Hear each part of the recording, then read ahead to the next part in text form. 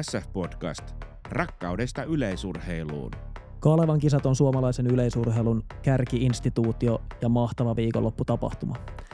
Kalevan kisossa nähdään aina yllätysmestareita, tiukkoja otatuksia, mutta etenkin nykymaailmassa yhä enemmän myös arvokilpailuvalmistautumista. Mitä nähdään tänä viikonloppuna? SF-podcast. Tuomo Salonen, Jarkko Finni. Tervetuloa SF-podcastin pariin. Ei mitään havaintoa monesko jakso tätä kesäkautta on menossa, mutta mennään heinäkuun loppupuolta ja ollaan Kalevan kisa viikolla ja sen teeman mukaisesti tänään myös keskustellaan Kalevan kisoissakin on tarjolla kisamakkaroita ja Jarkko Finni halusi ehdottomasti päivittää, että miten kisamakkarakausi on edennyt tässä heinäkuun 3 ensimmäisen viikon aikana, niin miten on kulkenut? Tietysti edessä on Kalevan kisat ja Marja-Leena Pitkäjärven johdolla. Siellä rakennetaan valtavalla kokemuksella kahviotoimintaa ja varmasti hyvät makkarat löytyy sieltäkin. Voiko sanoa, että aika perustoimintaa makkaroiden osalta tässä viimeisen pari viikon aikana, mutta täytyy nyt mainita Tampereen GP-kisoista, että kävi niin sanotusti kylmät, koska kun meni ostaa makkaraa, niin sieltä oli nuorilla miehillä, jotka makkaroista vastasivat, niin oli kaasu päässyt loppumaan ja makkarat oli kylmiä, niin jätin syömättä kylmä makkara ei siinä kohtaa oikein maistunut ja Tuomo Salosen suosituksella vetäsin paikallisen kebabin sitten siinä, että tuli vähän vaihtelua ruokavalioon noin kisojen osalta. Mitä itsellä? Vedin samaisen kebabin, en tiedä voiko sanoa suositella, mutta sanoin, että olin syönyt sen siellä Tampereella, mutta täytyy todeta, että ehkä tunnustus tässä yhteydessä aika paljon puhuttu näistä kisamakkaroista tämän kesän aikana, niin mä oon tietysti itse aika, en voi sanoa kisamakkara vastainen, mutta on vahvasti sitä mieltä, että näissä meidän isoissa tapahtumissa, kun on paljon kansaa paikalla, niin pitäisi olla niin sanottua street foodia vähän laajemminkin tarjolla ja sen takia aina kun sellainen toinen vaihtoehto on, niin pyrin siihen tarttumaan ja kannattamaan sitä toimintaa. Nyt esimerkkinä Kuortanella oli burgeria siellä tarjolla ja samoin oli Joensuussa. Joensuussa oli aivan erinomainen burgeri. Se on todettava muutenkin oikein hyvä tunnelmainen tapahtuma siellä. Siis kaikki ihan viimeisen päälle 800 metrin seerä Jäniksestä lähtien oli hoidettu kuntoon kyllä Joensuussa, niin siellä oli mukava olla, mutta se jäi mieleen, että se on sanotaan tämän kesän yleisurheilutapahtumien kärkipaikka se Joensuun burgeri. Pakko tietysti tarttua kyllä tuohon Joensuun kasin seerän jänistykseen, niin kerrotko vähän tarkemmin? Siellä oli ammattijänis ja kellon tarkkaa työtä, jos nyt oikein muistan. Jo pikkusen innokas kaveri oli, että 5-6,5 tilattiin ja 5-6-4-4 tuli. Helposti. Joo, no, aika helposti joo ja todettakoon, että ihan siinä niin sanotuissa aukkareissa eli avausvedoissa, niin callingin jälkeen ensimmäisessä vähän nykäs vasemmasta nivusesta ja kävin sitä hetken kiroilemassa Töykän Jarin luona, että vähän nypäytti, saa nähdä, mutta ei tuntunut seuraavassa, niin että ei ole hätää, mutta kisassa nappasi toisesta nivusesta. Ja viikkoon en kyllä sen jänisjuoksun jälkeen juossut ollenkaan, että sen verran koville otti, mutta ehkä kerran kesässä sitä pystyy niinku venähtämään tällaiseen, mutta oltiin varmaan riskirajoilla sen osalta, mutta ettei nyt kadota makkaroihin, burgereihin ja jänisjuoksuihin, niin tämä jakso piti aloittaa kysymyksellä. Ja se kysymys on Jarkko Finnille ihan verryttelykysymys, että kuka on Sierra Jackson? No mä nyt tunnustan, että oli pakko vähän niin kuin hakea tietoja tässä 10 sekuntia ennen lähetyksen tai nauhoituksen alkua. Kiekko heitteessä taitaa olla kysymys. En tiedä kyllä yhtään, että miksi sitä kysyt. Mutta. No kysyn sitä varten, että tuossa lauantaina muutama päivästä, kun viritin Lontoon Timanttiliigan striimin päälle, niin siinä oli ensimmäisenä ruudussa, kun sain linjat auki, niin oli Sierra Jacksonin melkein 72-metrinen kiekoheittotulos, mutta siinä kyllä heti kerrottiin sitten, että oliko melkein 4 metriä tullut ennätykseen lisää siinä kilpailussa, että ei ehkä, kai sitä voi sanoa, että näin yleisurheilulajiniilonakin, että ei ehkä nyt ihan kaikkia tarvikkaan tietää, mutta tuli vähän yllättäen ja jäi oikeastaan mieleen erityisesti sen takia, että kun sain sen lähetyksen siinä päälle, niin sen lisäksi ihmettelin, että kukas tämä oikein on, niin nämä niin sanotut numerolaput tai nimilaput, mitä ne nyt onkaan, niin katselin, että nyt on Timanttiliigassa Lontoossa oli tällainen järjestely, että se oli liimapinnalla kiinni, eli ei hakaneuloilla. Enkä nyt keksi mitään muuta syytä kuin meidän jälkeen yhtä ihan Suomen kärkipään suositumpia podcasteja, Gamblerscastia, jossa yleisurheilun hakaneula viritykset haukuttiin jossain tuossa talvella, niin uskot Lontoon Timanttiliigassa on kuunneltu sitä Valavuoren paasausta ja päädytty siihen, että tästä täytyy hankkiutua eroon, niin se oli tuollainen liimapintainen viritys tai tarra, miten se nyt kutsuttaisiin siitä. Tämähän ei ole ensimmäinen kerta, kun tällaista käytetään. Muistan, että Jenkkien mestaruuskisoissa tällaiset oli, mutta nyt en sano vuotta ihan tarkasti, mutta mennään 2-3 vuoden taakse, niin siellä oli tällainen. Ja muistaakseni materiaali oli hyvin samanlaista kuin kinesioteippi silloin, millä sen laittoivat, mutta sillä päästään sitten hakaneuloista eroon. Mutta se ei tietysti poista se kysymystä, että aina välillä kuulee myös niitä, että minkä takia siellä pitää olla sellainen iso laatta nimeä tai numeroa siinä rinnassa, mutta sen verran tullut myös yleisurheilukilpailussa käytyy tässä kesän aikana taas, että kyllä se vaan nimi- ja numerolapuilla on ollut aika paljon käyttöä siinä, kun katsoo, on se sitten tonni vitosen B-erä tai kasin C-erä ja yrittää selvittää, että ketäs kaikkia tässä onkaan kesken kilpailun, niin kyllä se vaan on hyvä, että jostain ne tunnistaa. Tuo mainitsemasi podcast-jakso taisi olla sama, missä mainittiin Jani Tanskanen, mutta ei mennä siihenkään tarkemmin. Taisi Lontoossa myöskin radalla liikkua aika lujaa. Liikku jo, oli kyllä vahvat kilpailut. Lontoa toki perinteistäkin vahvimmasta päästä. Timanttiliiga on sellainen takuuvarma suorittaja ylipäätään, mutta luonnollisesti erityisen vesikielellä odotin sitä, kun Josh Kerr hyökkäsi mailin maailmanennätyksen kimppuun. Ja joku voi tietysti ehkä jo tässä vaiheessa sanoa, että no, maili ei ole olympialajia, ei ole siinä mielessä niin kuin ihan ykköstason maailmanennätys, mutta ehkä se maili kuitenkin sitten vanhalla historialla ja perinteillään on ollut sellainen, että sitä on aika tasaisesti juostu ja kilpailtu ja nimenomaan Timanttiliigatasolla niin joka vuosi melkein voi sanoa, että jossain maili haetaan ja yleensä siinä yritetään sitten ennätyksiä tietysti. Ja kun ennätys kuitenkin oli Hisham El Geroushilla, niin en pitänyt ollenkaan hyvänä todennäköisyytenä sitä, että Josh Kerr sen rikkoo, mutta jossain maaliskuussa, kun se ilmoitus tuli, että 222 projekti vai millä se kulki, eli 342 alkuinen aika on haussa, niin sieltä asti sen on leimannut ja osoittanut tavoitteet, että tossa se tulee ja niin se vaan tuli. Pikkasen ehkä itselle jopa yllätyksenä se kuitenkin, että pystyi siihen ja siinä kilpailun aikanakin vielä kattelin Lappeenrannan aurinkokatsomusta sitä puhelimen ruudulta, että näytti 1000 metrin jälkeen jänis slovenialainen Jean Rudolph, joka on paljon myös Suomessa viettänyt aikaa ja kilpailut ja toiminut jäniksenä, niin siirtyi sivuun ja oli 600 metriä matkaa maaliin, niin Jenkkien Jared Nuguse oli aivan selässä kiinni ja näissä usein tietysti, kun maailmanennätyksiä yritetään, niin se ykköstähti aika monesti toivoo, että ne ihan pahimmat kilpakumppanit ei ole mukana. Saa tavallaan rauhan yrittää itsestä maailmanennätystä, eikä toimia jollekin muulle jäniksenä.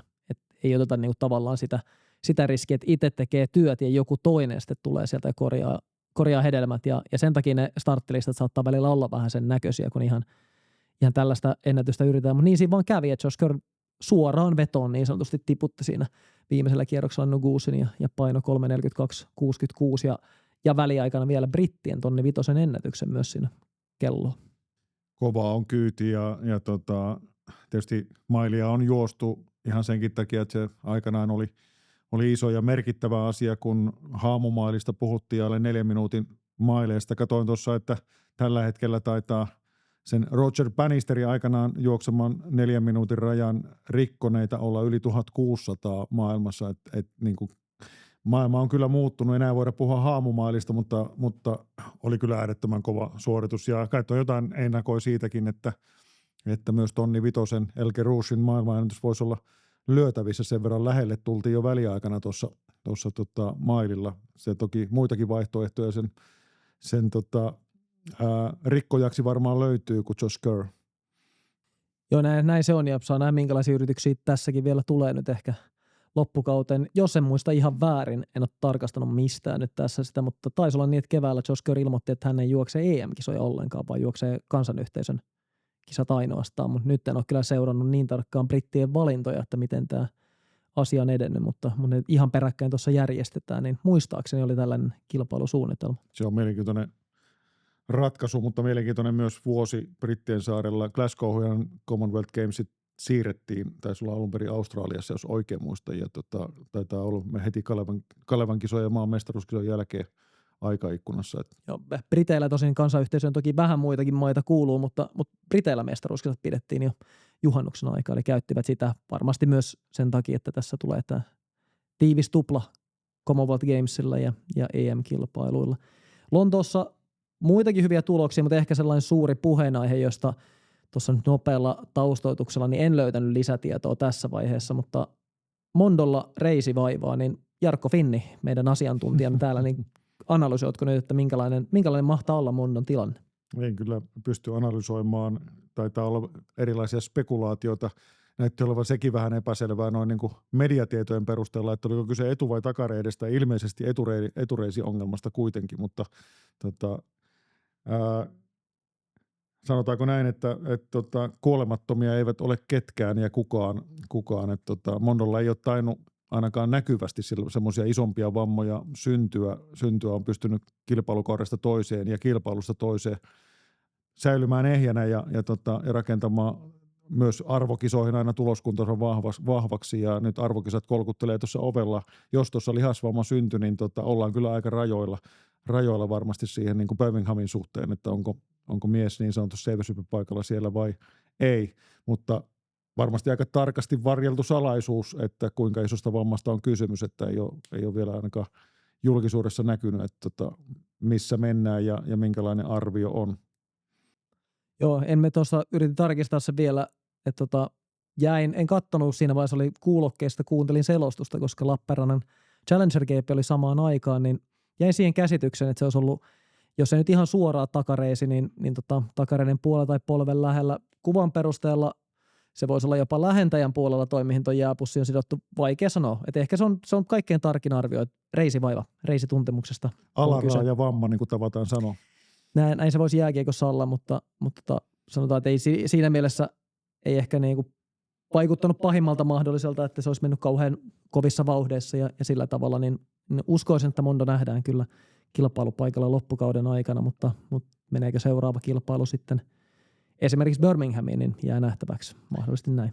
Kansainvälisellä kentillä kisattu tietysti paljon muutakin ja yksi mielenkiintoinen kilpailu rupeama oli viime viikolla U18 EM-kisat Rietissä Italiassa ja aika helteessä ilmeisesti kisattiin eri lähteiden mukaan, niin lämpötilat liikkui suurimmillaan kai 40 asteen tienoilla. Kisat oli suomalaisille aikamoinen menestys. Oliko peräti 15 top 8 sijoitusta ja 4 mitalista 3 kultaa.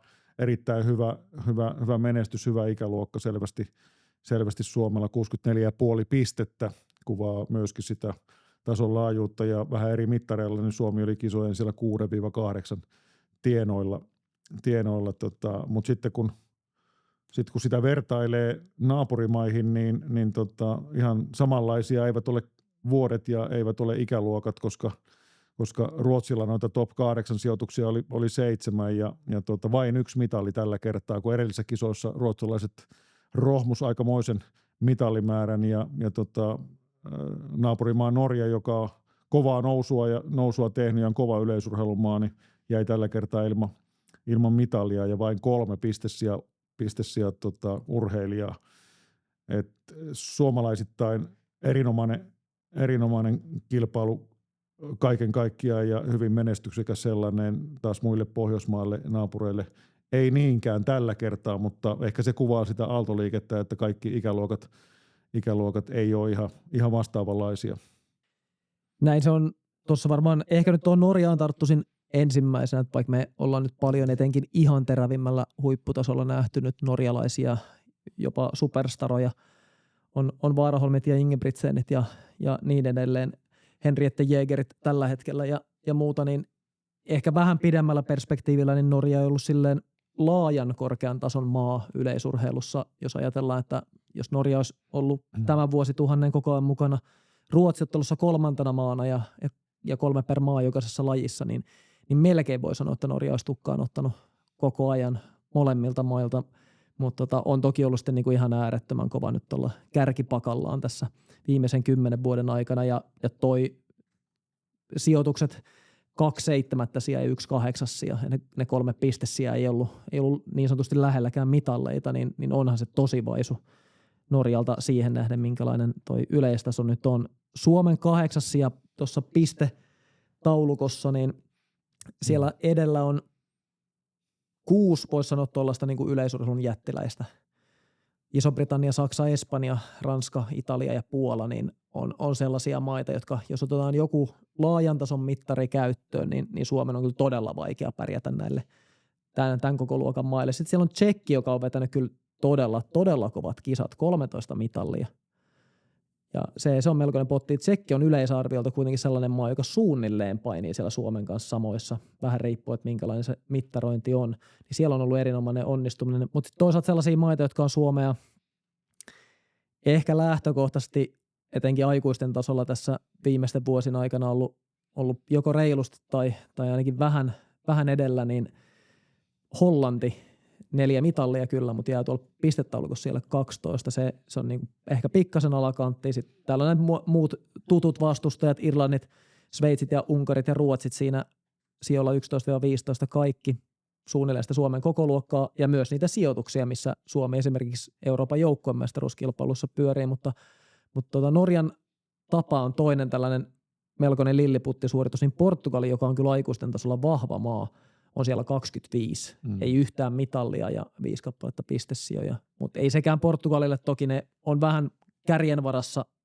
ratsastava maa niin kuin tällä joukkuemestaruuskilpailut, jossa on 1 per laji, mutta on selkeästi vahvempi yleisurheilumaa, että tuossa nyt pistetaulukossa Kyproksen ja Viron välissä, niin Portugali aika paljon sitä vahvempi on, että melkoisia heilahduksia aaltoliikkeitä nähdään tuolla nuorten arvokilpailuissa kuitenkin, mutta tällaista vertailua tehdään.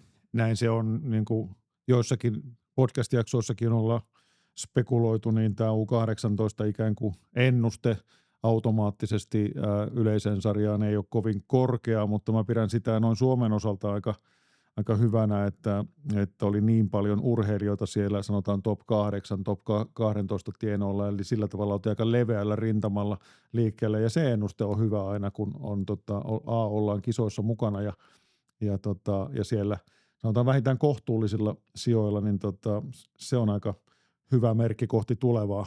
Siellä Rietissä, ehkä voiko sanoa, jopa italialaiseen tyyliin myöskin sattui ja tapahtui. Kaikki, jotka on Italiassa arvokisoissa ollut, ainakin noin joukkuetasolla, niin tietää, että siellä on joskus aina ilmentynyt, varsinkin kisojen alkupuolella, jos jonkun näköistä, mutta tällä kertaa myös sillä kentän puolella radalla, niin tuli sattumuksia. Ei välttämättä liity täysin italialaisiin, mutta nähtiin ainakin muutama semmoinen vähän erikoinen tapahtuma. Joo, jos somen aikakaudella nämä tietysti nousee paljon sieltä esiin. Yksi oli naisten 3-luokan karsinnassa, kun oli toimitsijakeräili sieltä Tuulen mukanaan viemiä lippusia ja lappusia ja brittihyppäjä sitten tuli sieltä omaa ensimmäistä hyppyään kovalla vauhdilla, joutui keskeyttämään hypyn ja sai sitten uusia sen, taisi hypätä brittien 17-sarjan ennätyksen siinä uusinta hypyllä ja suoraan finaaliin sillä, että ei se niin kauheasti suoritusta häirinyt, mutta kuvat on hienoja, missä 3 loikkaa tullaan jo ensimmäistä loikkaa vissiin ilmassa, kun toimitsija on hiekkalaatikossa keräilemässä tulosteita, niin se on jopa tekoälykuvan näköinen, että mitä tässä tapahtuu. Ja sitten oli toinen video tuossa näkyy, missä kuulan työnnössä vähän sellainen keskeytynyt suoritus kuula käteen ja vähän tipautti sen sivulle. Toimitsija seurasi niin tiiviisti sitä, että onko työntö yliastuttu, että ei oikeastaan huomannut, että kuula mätkähti siihen näin sen lähelle, sanotaan 1-2 metrin päähän tipahti sieltä mötikkä, mutta kaikkea voi tapahtua yleisurheilukilpailussa kyllä ja tuolla monenlaista tarinaa varmasti reissussa olleelta löytyy. Kummassakaan ei tainnut sitten loppujen lopuksi sattua mitään, mutta kyllä se vaikka ei täystehoinen työntö olisikaan, niin 5 kilon rautamötikkä, kun kosahtaisi vaikka otsalohkoon, niin kyllä se vähän kirpasis, mutta onneksi näin ei käynyt. Otetaan nyt kuitenkin Suomesta ja kotimaisista kisoista yksi tärkeä nosto. Me ollaan huomioitu ja on syytäkin huomioida Suomen ennätyksiä, joita on tehty kyllä tähän kesään jo aika paljon. Semmoinen nähtiin myös Tampereen GP-kisojen yhteydessä. Hilla Uusimäki rikko 400 aitojen, naisten 400 aitojen Suomen ennätyksen 54-28. Millä silmillä katselit Hillan suoritusta? No kyllä se tietysti erinomaisen hieno juoksu oli ja sitä nyt paljon mediassakin pyöritettiin jo, että siellä on Hillalla se ollut vähän projektia siinä, että sitä kuuluisaa askelmäärää Nelkun aidoissa, niin takasuoralta pystyisi 1 askeleen napsaseen pois ja on sitä harjoitellut sisään, mutta se ei ollut käytössä vielä tässä juoksussa. Eli että siellä on potentiaalia vielä siitä viilata, mutta toki siinä täytyy olla sekä valmistautumisen että osin olosuhteidenkin kohdalla, että sitä voi ja pääsee sieltä käyttämään. Naisten 400 metrin aidathan on kyllä niin kuin tasaisen mielenkiintoinen toi niin kuin Euroopan laajempi kärki EM-kisojakin ajatellen, ja siinä kävi nyt sillä tavalla, että Hilla oli tuolla jossain siellä 15 paikkeilla. Ja kun EM-kisoissa on käytössä tämä systeemi, että 12 parasta tässä karsintaikkunassa pääsee suoraan välieriin, eli skippaa alkuerät, mikä nyt 400 metrin aidoissa on ihan merkittävä sinänsä tiiviissä aikataulussa, että se tie yksi juoksu pois, niin se siellä 15 olisi vielä tarkoittanut alkuerien kautta mennään, ja nyt toi muutaman kymmenyksen parannus vei Hillan hetkeksi siellä 7, se on sen jälkeen korjautunut sieltä sijaan 8, nyt silloin Ranskan Maraval on, taitaa olla se, joka siellä on parannut tulosta, toki Femke Brodersbol on vielä listoilla, eli käytännössä toi sijoitus on 7, ja näyttää siltä, että Hilla aika hyvällä todennäköisyydellä varmaan suoraan välierissä juoksee sitten Birminghamissa, mutta Hillan takana seuraavaan 10 mahtuu 6 urheilijaa. Eli ollaan ihan 100% pelissä siinä, että kuka tai ketkä sieltä joutuu sen alkuerän kautta vauhtia hakemaan ja sitten sieltä välieriin ja niin edelleen. Niin ei se nyt ihan maailmoja kaada, mutta on se tässä lajissa kuitenkin varmaan aika monen toive, että ennemmin se jätetään se alkuerän väliin ja tullaan suoraan välieriin sitten. Ihan varmasti muistuu mieleen 2016 Oskari Mörön nousu alkuerien ja välierien kautta sinne finaaliin, taisi olla finaalivastustajat aika lailla suoraan välieriin tulleita, ja on se jonkunlainen kilpailuetu tai haitta sitten, kun kierroksia on vähän enemmän juostuna. Hillan juoksusta tietysti niin kuin äärettömän vahva suoritus kaikin puolin. Sitä antoi tietysti osviittaa Lahden GP-avaus silloin, ettei tämä nyt sinällään yllätys ollut. Jotenkin jäi mieleen myös se, että 15 askeleen rytmillä kun aloittaa, niin vähän syliin ne aidat niin sanotusti tulee, eli tulee viimeisen 4 askeleen aikana niin kuin vielä semmoista, voiko sanoa sipsuttelua, joka ehkä jarruttaa, mutta toisaalta sitten vaihtaminen 14 askeleeseen aloituksen, niin on sekin kuluttava tapa juosta. Mutta yksi tärkeä huomio, että aika vahva loppu, ja nyt tuli viimeinenkin aitaväli 16 askeleen rytmillä, kun se vielä Lahdessa tuli 17, niin loppuvahvuuskin alkaa löytymään, ja ehkä tuossa on vieläkin pelivaraa puristaa. Yksi mahdollisuus niin kuin tarkkailla sitä 14 askeleen rytmiä, niin että kokeillaanko sitä ennen Birminghamia, varmaan on syytä kokeilla, jos sitä aikoo siellä käyttää, niin se paikka on varmaan Kalevan kisoissa, ja Kalevan kisat on tämän podcast-jakson niin kuin pääaihe, vaikka me ollaan lirkuteltu aika paljon kaikkea muuta tähän alkuun, niin mennäänkö Kalevan kisa spesiaaliin, Kalevan kisa ennakkoon? Hypätään sinne syvään päätyyn. SF-podcast yleisurheilun ytimessä. Tosiaan Kalevan kisaviikko menossa tässä, ja se on tietysti aina hyvin merkittävä viikko kotimaisessa huippuyleisurheilussa. Ehkä tällä kertaa nyt keskitytään nimenomaan tämän viikonlopun näkymiin ja odotusarvoihin, ja tehdään sieltä nosto, eikä niinkään käydä läpi Kalevan kisojen historiaa ja merkitystä ja perinteitä, mutta ehkä nyt kuitenkin tällainen alkutunnelmointina tähän aiheeseen, niin täytyy korostaa sitä, että kyllähän Kalevan kisat on sellainen instituutio, että ei kovin monen muun maan mestaruuskilpailut ole samassa kokoluokassa niin kuin seurattavuudeltaan tai yleisömääriltään ja yleiseltä arvostukseltaan. Ne on loppujen lopuksi aika vähissä, että jos ihan perinteisesti vetää, niin Jenkkien mestaruuskilpailut etenkin olympiavuosina, Olympic Trialsina, niin silloin ne on tosi iso tapahtuma, ja Saksan mestaruuskilpailut on ollut aika vahvoja kyllä ja valtavilla yleisömäärillä ajoittain, mutta sitten muuten alkaa olla aika rauhallisesti, jopa perinteisesti yleisurheilumaa, niin kuin Iso-Britannia tai Ruotsi, niin ei maiden mestaruuskat ole siellä, ne siis hävii absoluuttisestikin esimerkiksi yleisömäärällään Kalevan kisoille, saati sitten, että suhteutettaisiin maan kokoon tai yleisurheilumaajoukkueen tasoon ja menestykseen. Kyllä ne arvostettuja on, niin kuin voi sanoa, että varmaan mistä näkövinkkelistä tahansa urheilijat on aina arvostaneet Kalevan kisoja, ja en oikein edes muista, että oltaisiin jääty vaikka Kalevan kisoista pois, jos vaan terveydelliset edellytykset sen sallii ja muuten valmistautuminen ja se ehkä kuvaa sitä kyllä, ja kyllä se varmaan ensimmäisiä asioita on, kun vuosisuunnitelmia tehdään ja kilpailukalentereita, että kyllä se on semmoinen spotti, joka aina vuodesta toiseen niin kuin merkkaa kaikille urheilijoille, että siinä on jotain suurta ja merkittävää ja glamouria ja se kyllä välittyy sitten niin yleisölle kuin koko lajiväelle ja ehkä koko, voi sanoa, että Suomen kansalle, että kyllä Kalevan kisat on todella merkittävä instituutti kaikin puoli, mutta se on varmaan monta kulmaa, miksi se on urheilijoille niin tärkeä asia.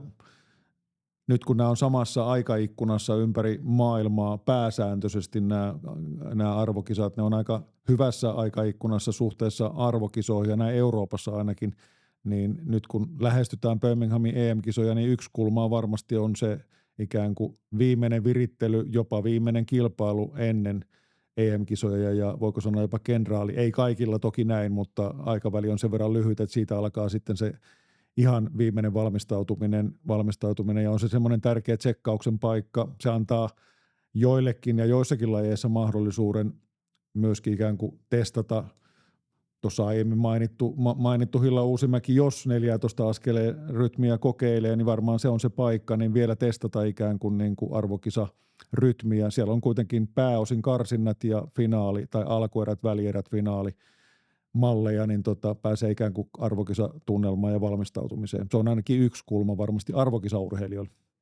Joo, ja melkein voisi tuohon sanoa, että valtaosalla urheilijoista niin se on viimeinen kilpailu ennen EM-kisoja, vaikka siinä on 2 täyttä kalenteriviikkoa ennen kuin EM-kilpailut alkaa, eli 10. elokuuta sitten alkaa Birminghamissa kisat, ja siihen jää 14 vuorokautta tyhjää väliä lajikohtaisesti. Se voisi tietysti olla 15, 16, 17, 18 vuorokautta se väli, mutta yksinkertainen selitys, että ei kalenterissa ole oikeastaan mitään näitä niin sanottuja korkeamman kategorian kilpailuja edes pronssitasolla. Ainoa on toi viikko Kalevan kisojen jälkeen perinteinen Oordegemin kilpailu Belgiassa, mutta muuten omakin kalenteri näyttää melko tyhjää siitä, että siinä kauheasti kilpailtaisiin. Jos joku nyt haluaa sitten niin sanotusti kotimaista pikkukisoista hakea vielä tuntumaan, niin se toki on mahdollista, mutta suuri osa noista urheilijoista niin ei tule kilpailemaan siinä välissä, niin se on kenraaliharjoitus ja noin ton verran pitkä väli kuitenkin, niin se ehkä nostaa entistään sitä arvoa, että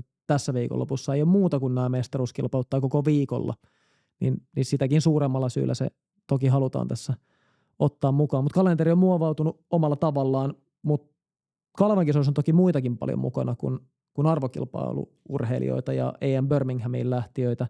On toki myös 19-vuotiaiden MM-kilpailut tulossa. Niitäkin urheilijoita on mukana Kalevan kisoissa juuri ennen lähtöä Oregonin suuntaan pitkälle Amerikan länsirannikolle, mutta sitten vielä tämänkin porukan jälkeen tässä katsotaan vasta noin 60-70 urheilijaa pois, niin siellä on satoja urheilijoita Kalevan kisoissa mukana, joille aika monelle se on kauden pääkilpailu.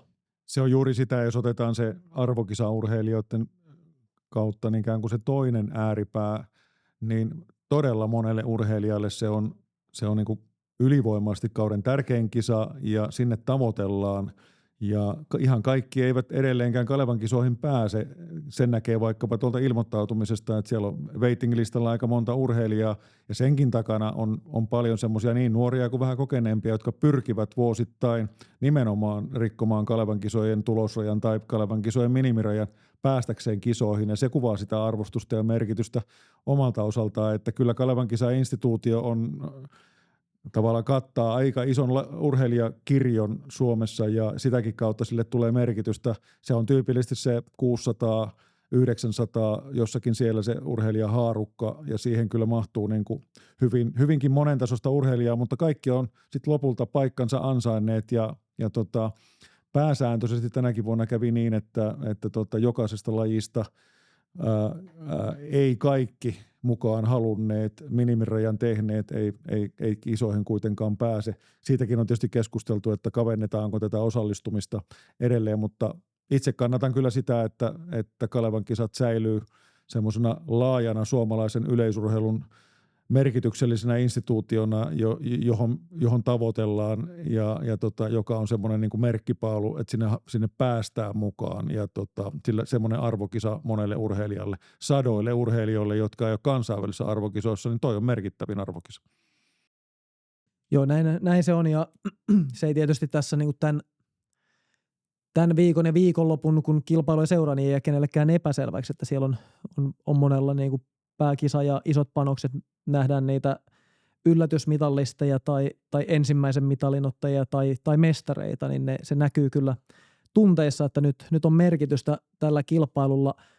Meillä on muutama tällainen näkökulma, jolla lähdetään myös tekemään niin kuin nostoja viikonloppua ajatellen, niin jos aloitetaan siitä, että ihan sellaiset niin kuin odotetuimmat lajit tai yksittäiset urheilijat, toi arvokisan näkymä on tietysti yksi näkökulma siinä ja joitain urheilijoita tässä ei ole niin kuin mainittukin kohti EM Birminghamia, mutta mitä sellaisia, joita ei ole mainittu, niin sulla nousee mieleen?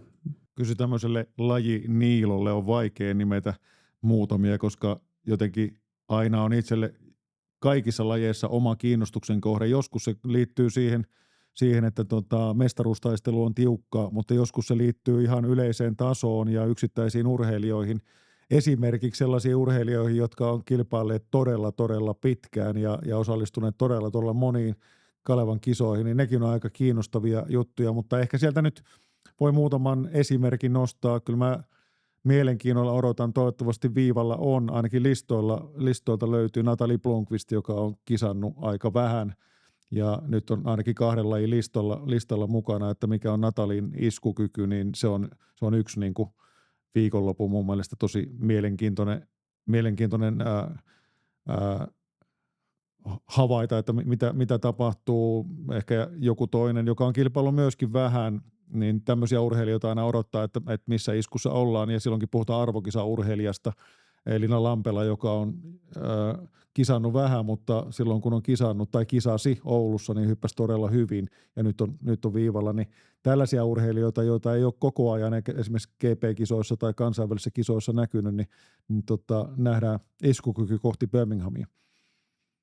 Joo, siinä hyvin nostoi, jos jatkan aika pitkälti samalla linjalla, eli sellainen, jotka ei ole niin paljon näkynyt tässä kilpailuissa, niin otan Daniel Kososen sieltä yhtenä nostona, eli kesäkauden kilpailukauden avaus nyt tulossa tässä yhteydessä, niin se on mielenkiintoinen, ja toisaalta Ilona Mononen, joka vuoristoleirin jälkeen on sitten nyt 3000 metrin esteiden lähtölistalla siinä, ja pikkasen ehkä näin kotimaisen yleisön, etenkin suuren yleisön näkökulmasta, niin Vilma Heltelää ei ole Paavo Nurmen Gamesin jälkeen nähty kuitenkaan kotimaan kentillä hyppäämässä, niin siinä varmasti myös hyvin mielenkiintoinen siihen Elina Lampelan kanssa naisten seipääseen, niin siitä ainakin muutama nosto tulee mieleen.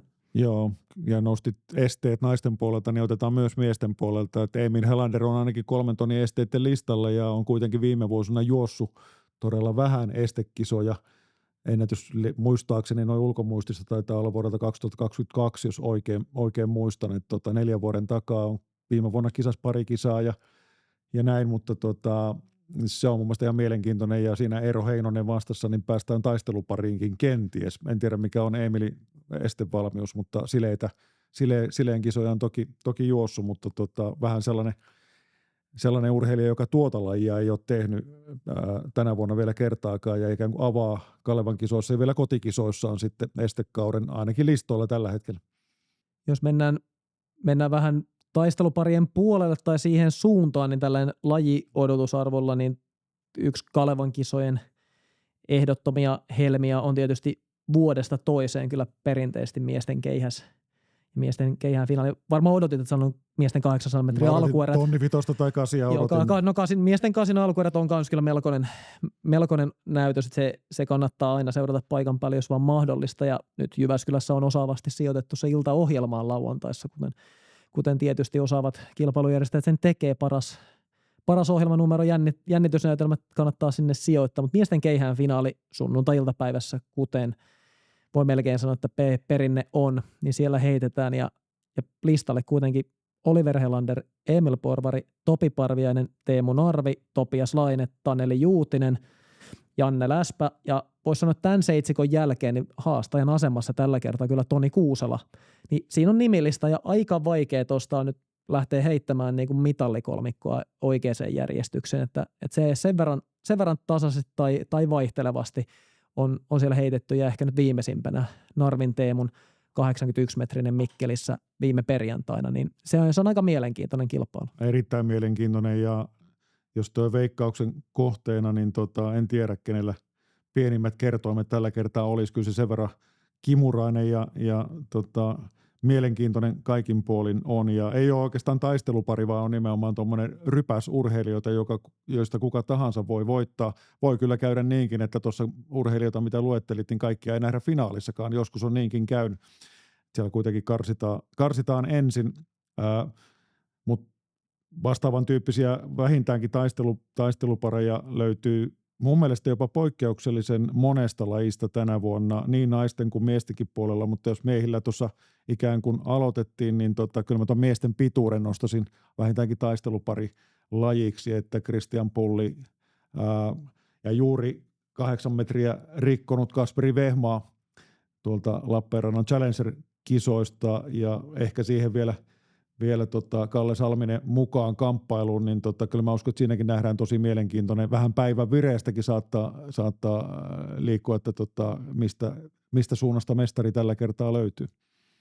Joo, näin on, ja toki voi sanoa siihen vielä Otto Pulkkisella 783 Lappeenrannasta, niin siinä on melkein niin kuin vielä 4 ja Rietistä tuore 17-vuotiaiden Euroopan mestari Pyry Heiskanen 779, niin siinä on hyvät lähtöasetelmat. Se on todettava, vaikka niitä yliastuttuja ei mitata ja ne näkyy ne tilastopäässä, näkyy rukseina siellä, niin aika pitkiä potkuja oli kyllä sekä Christianilla että Kassulla Lappeenrannassa, niin jos olosuhteet on kohdillaan, niin odotusarvoa siinä lajissa kyllä on. On varmasti, ja kyllä yksi herkkupala on ilman muuta miesten 110 aidat, ja varsinkin herkkupala sen takia, että järjestävän seura Jyväskylän kenttäurheilijoiden Elmo Lakka ja Santeri Kuusiniemi ottaa vastakkain, ja sekin asetelma on semmoinen, että varmasti aika pienistä marginaaleista ja pienistä asioista on kysymys, että kumpi mestaruuden vie, mutta ei nyt unohdeta sieltä vielä 3. JK-miestä Ilari Mannista, joka välillä säväyttelee varsinkin juoksujen alkupäässä aika vahvalla meiningillä, mutta Santeri vastaan Elmo on yksi herkkupala mun mielestä niin kuin mestaruustaistelussa. Joo, ja sitten siinä tulee, sanotaan, että nämä on alle 13.70 juossut tämä kolmikko tällä kaudella. Siitä on toki matkaa tuonne 13.90-14.0 aikoihin, mutta laji on aika herkkä. Pieni kolhu ja rytmi sekaisin, niin siellä on nälkäisenä mitalitaistoon työntämässä myös Konsta Kankainen, Juuso Peltola ja Rasmus Vehmaa, jotka on tuonne 13.9-14.0 aikoihin Rasmuskin nyt Tuulassa Lappeenrannassa juossut, niin siellä on tulijaa silleen, että siinä voidaan nähdä kyllä ihan hurja taisto myös mitalleista, mutta JK:lla näistä mainitusta 6 urheilijasta 4 omaa urheilijaa siellä kotikentällä. Joo, Elmon kohdalla täytyy vielä nostaa, kun ne, ketkä varmasti seurasi Espoon Kalevan kisoja, niin Elmo taisi näyttää kaikkia 10 sormea, kun mestaruuden siellä nappasi ja hakee siis 11 mestaruutta, hakee 13 peräkkäistä Kalevan kisamitalia ja sen 13 on pystynyt aiemmin yksi aituri ja se on Arto Brykkare ja jos Elmo mitalin nappaa, mikä normaalisuorituksella on varmaan hyvin todennäköinen, niin nousee Artsi rinnalle sitten peräkkäistä mitalien putkessa.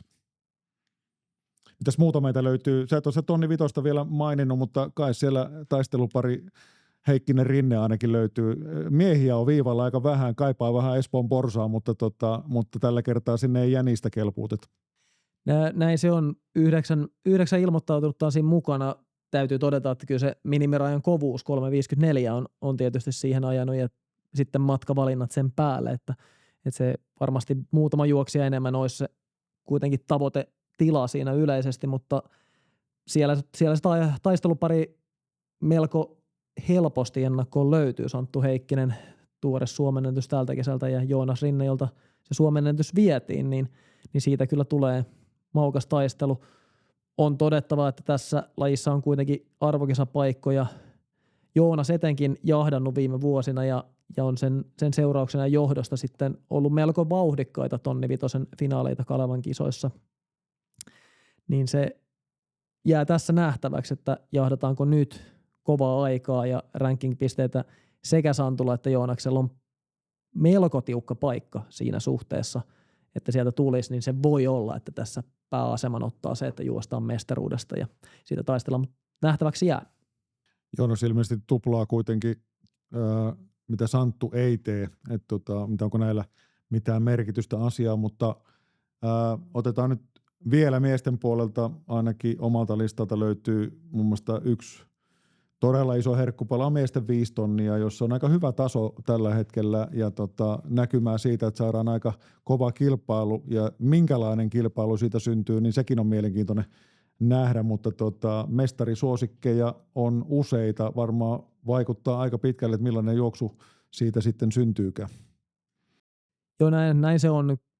Mustafa Muuset, Tuomas Heikkilä, Mika Kotiranta, ehkä se kaikkein päällimmäisen kolmikko tuossa, mutta on siellä Emil Helander ja Aleksi Alfors kuitenkin työntämässä lusikkansa soppaan, niin saa nähdä. En usko, että ihan hirveän hidasvauhtista juoksua nähdään tässä vitosella, että siinä uskoisin, että sen verran vetohalukkuutta löytyy, että vähintäänkin kohtuullista vauhtia edetään ja loppua kohden sitten tarvittaessa kiristää. Näin mäkin uskon ja itse asiassa toivonkin, että nähtäisiin vauhdikas vitonen ja mies miestä vastaan. Voitaisiin nähdä myös aika kovia aikoja. Ulkomuistista heitän, että Kalevan kisan ennätys taitaa olla nelinkertaisella olympiavoittajalla Lasse Virenillä, olisiko 13.24 tai 25 jotain sellaista. Niin 24.78, eli 200 kovempi kuin Mussen ennätys, jolla on tämän osallistuja joku kovin ennätys. Jos ei nähdä Suomen ennätystä, niin voidaan nähdä Kalevan kisan ennätys. Katsotaan, millainen juoksu siitä syntyy, mutta on siellä herkullisia kaksintaisteluita näiden lisäksi.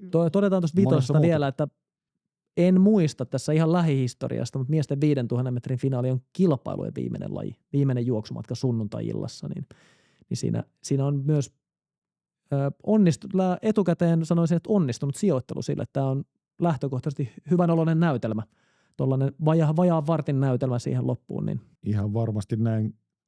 Kiitokset siitä JK:lle ja siellä legendaariselle pitkäaikaiselle kilpailujohtajalle Esa Kaihajärvelle, mutta miesten lajeista löytyy tosi monta kiinnostavaa, oikeastaan kaikki varmasti on kiinnostavia ja mestaruudesta kamppaillaan, mitaleista kamppaillaan niin kuin kaikissa lajeissa, mutta ettei podcastissa mennä ihan kaikkia lajeja läpi, niin mennään naisten puolelle.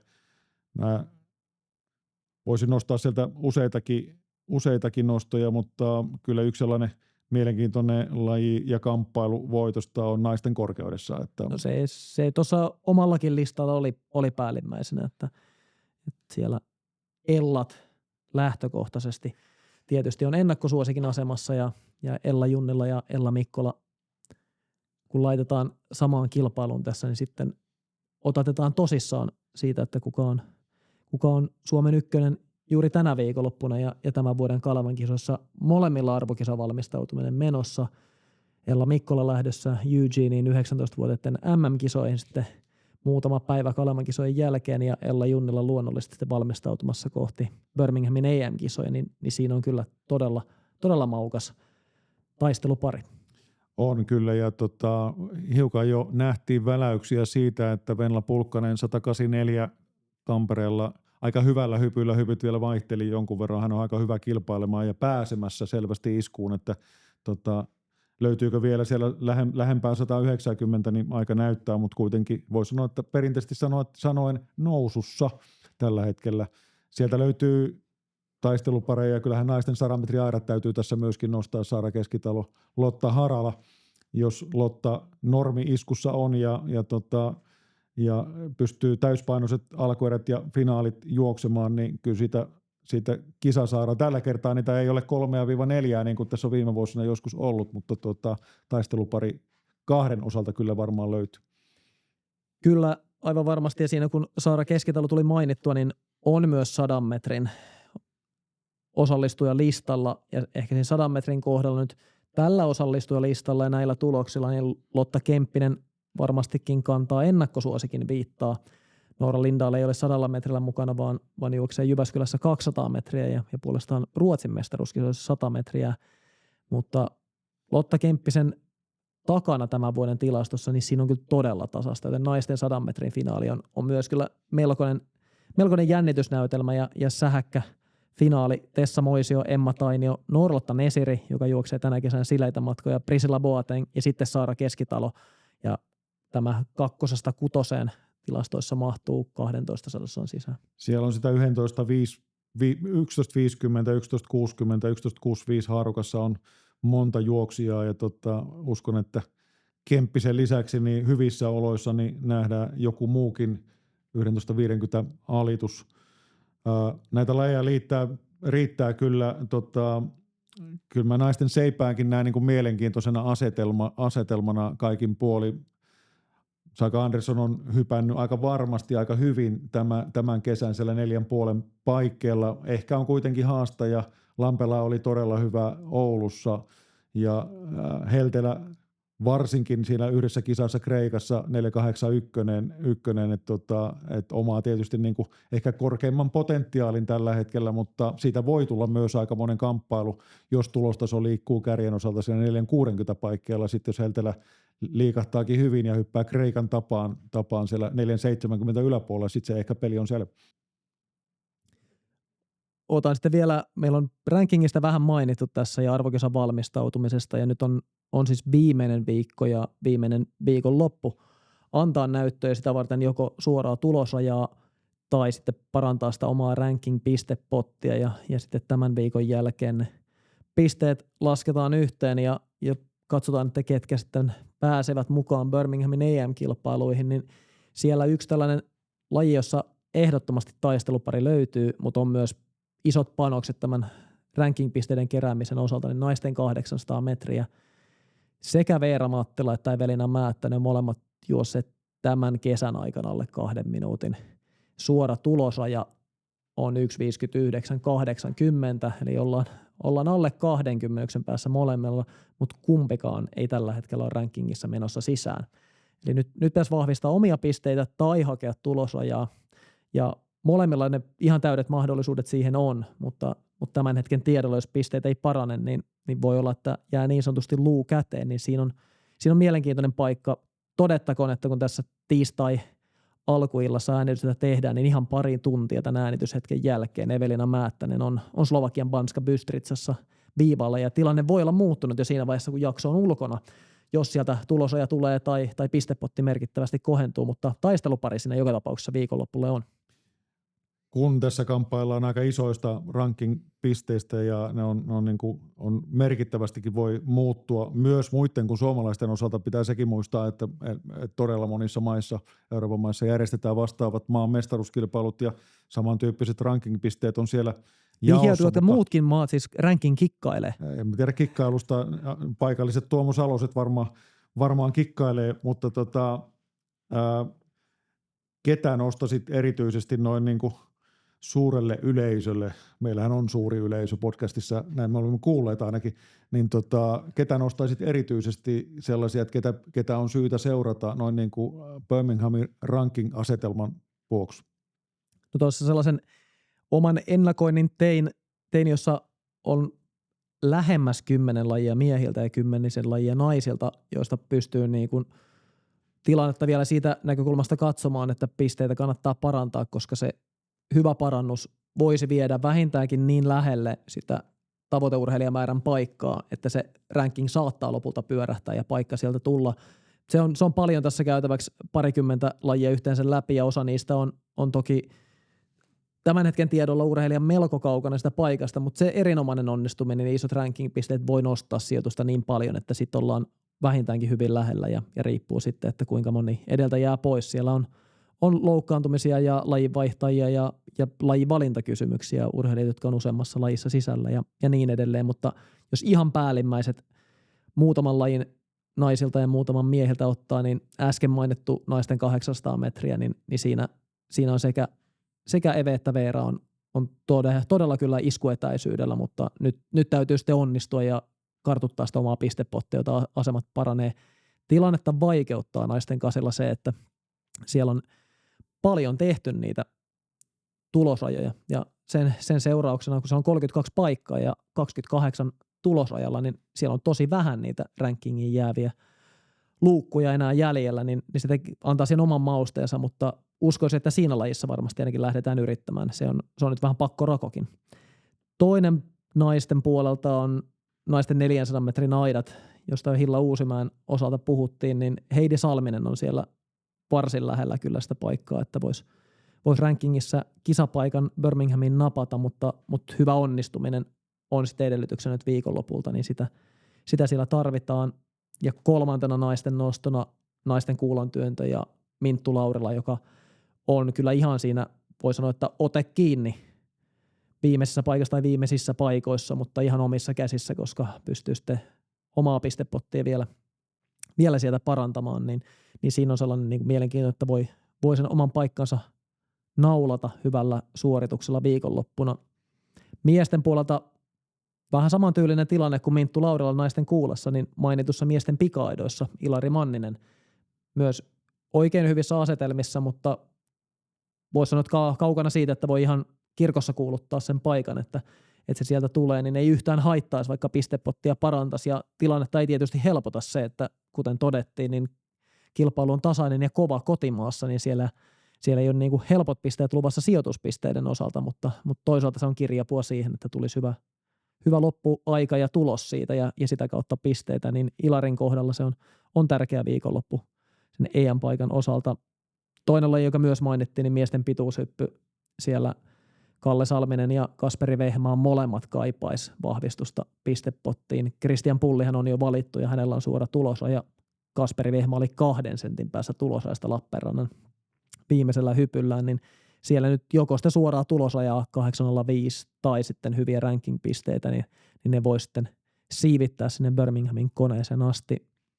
Viimeisenä nostona melkein olisi voinut mennä tuon taistelupari-osioon, koska on aika tasainen lähtökohta. Ennakkosuosikki lienee selvä, mutta miesten moukarissa Henri Liipola tämän kauden perusteella epäilemättä on ennakkosuosikin asemassa, mutta sitten on kyllä tasainen vähintäänkin nelikko, ellei jopa viisikko siinä, ja siellä on Aaron Kankaalla, Max Lampisella, Tuomas Seppäsellä ja Roope Auvisella kaikilla ihan hyvä mahdollisuus nousta vielä EM-koneeseen, mutta koko nelikko tällä hetkellä niillä sijoilla, jotka on niukasti ulkona sieltä, niin siinä ensinnäkin se, että pärjää tässä keskinäisessä kilpailussa ja saa ne hyvät sijoituspisteet, niin hyvä tulos, että voisi nousta EM-koneeseen, ja samalla tietysti jaetaan niitä Kalevan kisamitalleja, ja nyt ne metrin pari yli 70 metristä on kyllä arvokkaassa asemassa. Hyviä nostoja, ja tuon lisäksi varmaan löytyy vielä monia muitakin, joilla on edellytyksiä. Tämä on siinä täpärästi ainakin hiuksen ohuella tavalla niin kiinni kisapaikasta. Pakko kysyä, kun aina ennen arvokisoja löytyy jostakin mediasta otsikko keihässopasta, niin onko mahdollista, että tilanne muodostuu sellaiseksi, että Suomen mestari ei olekaan valintakelpoinen, ja viittaan sillä esimerkiksi siihen, että me nostettiin aika monta mestariehdokasta. Mikkelissä Teemu Narvi oli paras kärkimiehistä ja heitti hyvin. Jos Narvi ei heitä tulosrajaa, mutta voittaa Kalevan kisat, niin en tiedä, onko se soppa, mutta käykö niin, että Narvilla ei taida rankin kuitenkaan olla millään tavalla mahdollinen? No kyllä se melkein niin on, että käytännössä etenkin. Että totta kai me ei voida arvioida sitä, että kuinka moni muun maan urheilijoista jää pois. Eli kyllä Teemullakin 5 kilpailua tulee yhteensä kasaan sinne, että sikäli jonkinnäköinen ranking-tulos on niin sanotusti, mutta totuuden nimissä siellä on sellaisia tuloksia sen verran vähän päässyt kilpailemaan, että ei se ranking kyllä riitä, joten epäilemättä haussa on suora tulosaja ja sen kautta sitten kisakoneeseen nouseminen, niin se tuo oman mausteensa siihen miesten GS-kilpailuun. Muuten siellä kyllä Helanderilla on raja, Porvari Laine ja Topi Parviainen on rankingin puolesta melko vahvoissa asemissa, niin valintakelpoisia meillä on se täysporukka ja vähän ylikin. Mutta sitten nouseeko Taneli Juutinen rankingin kautta vielä sisään, tuleeko suoria tulosajoja esimerkiksi Teemu Narvi tai Janne Läspä, niin siinä on vielä paljon kysymyksiä, että ketkä on valintakelpoisia ja minkälaiseen järjestykseen sitten porukka siinä asemoituu. Meillä on hyviä kysymyksiä, ei aina vastauksia, me ei olla oraakkeleita täällä podcastissakaan, mutta ollaan sen verran, että onko meillä Suomen ennätys uhkaa olemassa? No se on varmaan vastaus, että kyllä on. Kysytään oikeastaan sen takia, kun Josh Kerr jo keväällä mainitsi, että mailin maailmanennätys syntyy Lontoon Timanttiliigassa, niin se syntyi. Samalla tavalla on kertonut Konsta Alatupa, että kotikisoissa Jyväskylässä syntyy 400 metri Suomen ennätys. Millaiset mahdollisuudet sä näet Konstalla ratakierroksella rikkoa legendaarinen Kukko-ahon Suomen ennätys? No Konsta on sen suoraan sanonut ja maininnut ja vahvasti uskon, että Konstalla aika paljon parempaa on puntissa kuin minkä on saanut ravistettua tähän mennessä. Kello on lopputuloksen muodossa. Se, että kuinka hyvin tämä viimeistely ja herkistely osuu tähän kotikalevan kisoihin, niin se nyt määrittää.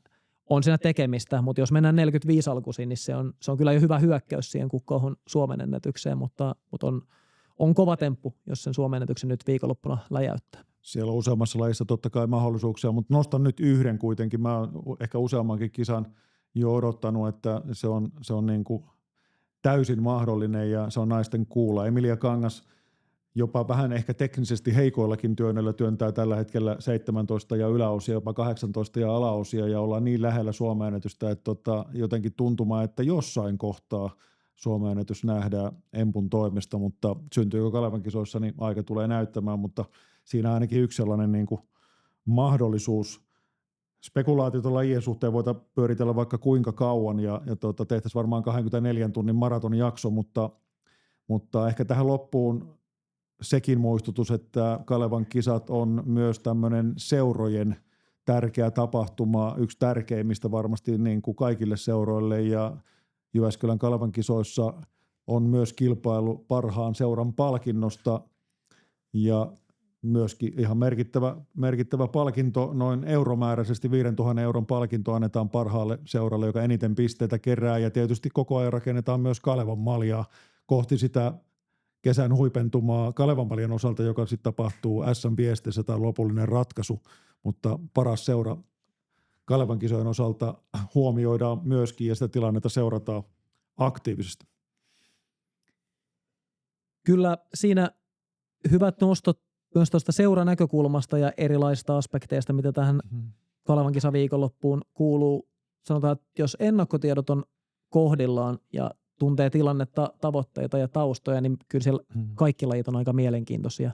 Siellä on erilaisia näkökulmia, on noita taistelupareja tai sitten ensimmäistä mitalia jahtavia tai sitä arvokisa-valmistautumista ja niitä nyansseja, mitä siihen liittyy, että alkaako kunto sieltä tulla esiin ja omat ennätykset paukkua, niin siinä riittää kyllä 3 päivälle seurattavaa.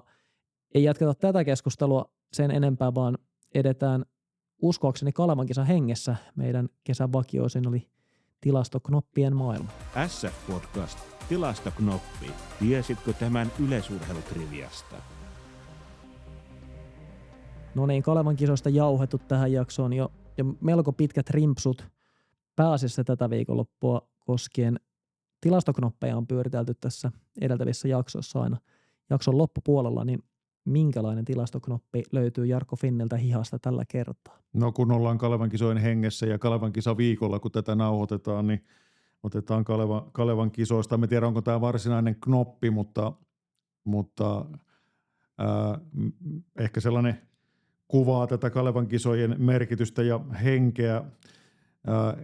En pystynyt tarkistamaan absoluuttisesti totuutta, mutta mulla on ainakin semmoinen käsitys, että kun puhutaan peräkkäisistä Kalevan kisa osallistumisista, nimenomaan peräkkäisistä sellaisista, niin että Juhani Tuomola, kiekoheittäjä, aikanaan olisi niin kuin eniten peräkkäisiä Kalevan kisoja käynyt. Hän nimittäin kävi 29 peräkkäistä Kalevan kisaa olematta kertaakaan pois sieltä vuodesta 1965 vuoteen 1993 ja menestyi myöskin Kalevan kisoissa 1 kulta, 3 hopeata, 8 pronssia ja peräti 21 peräkkäistä finaalia, 22 finaalia yhteensä ja lähes poikkeuksetta Juhani Tuomola nähtiin silloin finaalissa. Ennätys on se reilu 63 metriä ja toki EM-kisa urheilija mukana, mutta otin senkin takia tämän tilastoknopin, kun nyt tulevissa Jyväskylän Kalevan kisoissa nähdään myös sellaisia urheilijoita, joilla on aika pitkiä putkia syntynyt ja syntymässä ja jatkumassa edelleen ja otetaan yksi esimerkki sieltä Juuso Sillanpää 24. kilpailu, Kalevan kisakilpailu sieltä vuodesta 2001. Nyt sitten 2026 edelleen mies löytyy sieltä lähtölistoilta ja Juusolla ei mitalleja Kalevan kisoista löydy. 5 finaalia noista 24 ja paras sijoitus on 8, eli 3 viimeiselle kierrokselle on kerran päässyt mukaan ja edelleen mies heittää ja rakastaa kiekoheittoa ja jatkaa sitä varmaan hamaan tappiin saakka. näin uskoisin. Otetaan muutama muukin löytyy yleensä heittolajien puolelta. Petri Rautio on 20 kisaa putkeen Kalevan kisoissa mukana ja edelleen mukana, ja eli 21. kerta putkeen, kun Petri Rautio Kalevan kisoissa menestystä havittelee, ei mitalia myöskään, 13 finaalia toki käytynä, mutta ehkä kaikkein merkittävin nosto on Pauliina Aalto, jolla on peräti 28 peräkkäistä Kalevan kisaa kiekossa nyt takana ja tulee 29. eli nousee Jyväskylässä sitten Juhani Tuomolan rinnalle, lajitoverin rinnalle, ja mikä mielenkiintoisinta, niin hän oli viime vuonna kuitenkin SM-hopealla Espoossa, ja nämä mitalit, hänellä on 2 mitalia siis niin kuin plakkarissa, ja ne mitalit on vuodelta 2005 ja heti perään 2025, eli 20 vuoden väliin noissa mitaleissa, ja on myöskin kaikkien aikojen vanhin mitalisti naisten kiekoheitossa Kalevan kisoissa. 44-vuotiaana viime vuonna nappasi yllätyshopean. Ja tänä vuonna vielä yli 50 metriä kiekossa, että en näe mitään estettä, etteikö nähdä vähintäänkin finaalissa ja ihan jopa kärkitaistelussa mukana. Eli Pauliina Aalto nostettakoon tähän vähän niin kuin tilastoknoppina tänään mukaan. Juhani Tuomolan rinnalle nousee peräkkäisten kisojen osalta. Todettakoon myös, että Pauliina Aalto oli viime vuonna keltanokkan mukana Ruotsi-ottelussa. Eli 45-vuotiaana tai vähän vajaa 45-vuotiaana, 44 ja risat siinä vaiheessa, niin oli ensimmäistä kertaa Ruotsi-ottelussa mukana tuolla historialla. Hyvä knoppi tuli tuossa mieleen, ei tullut tässä mainittua, koska putki ei sinänsä tuolle listalle ihan riitä, mutta ranking-näkymän osalta ja hyvin ennakkoon tasaisessa lajissa miesten moukarin heitossa, niin Seppäsen Tuomaksella on 22. kerta mukana Kalevan kisoissa, mutta siellä on se yksi aukko, eli 2009 on jäänyt väliin, mutta 2004 vuodesta lähtien on Seppi ollut Kalevan kisoissa sitä Espoota 2009 lukuun ottamatta, ja mitalliputkikin samaan tapaan yksi aukko, mutta 2010 vuodesta lähtien joka kerta mitalli paitsi 2020.